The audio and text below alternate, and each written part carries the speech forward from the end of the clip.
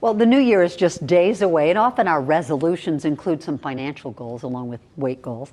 Time now for Mike on the Money. Mike Giordano with Williams Wealth Management. It's a tongue twister. I know. So before we look at 2023, let's take a look back, if we dare, at 2022. What can we learn from all of that? Well, I mean, obviously you have to learn that, all assets, including stocks, can go down and they can stay down, right? We've had periods where they've gone down at the beginning of COVID, 2018, but we haven't really seen stocks stay down for a while since the great financial crisis. The good news to that is that stocks generally only go down about once every 3 or 4 years. And typically, you just bounce right back. So you bounce back during the great financial crisis, you bounce back at .com, you bounce back when we had the major crash in 1987. So as history is your guide, who knows how long it will take us to get out of this thing, but we'll get out of it. What about diversification of our portfolio? Helpful?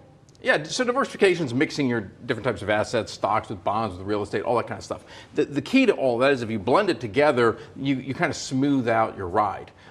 Didn't really work out this year. Stocks and bonds both tanked at the same time, but this was an unprecedented situation where the Fed was raising rates as fast as they were over a 6-month period. So we can all fall in this trap of recency bias, but the key here is don't fall in that trap of recency bias because interest rates are higher now, so bonds should be able to balance out any kind of weakness in stocks. Okay, every time the Fed talks, we do a little analysis. They've been creeping up and just went up again, but only by a half percentage point this time. But the bottom line is it costs money to borrow money. Oh, yeah. How do we kind of keep that in mind quickly as we head into the new year? Well, in the last decade, you could buy homes, cars, boats at like 2, 3, 4% interest rates. It didn't matter, so you just put it all on the bank, right?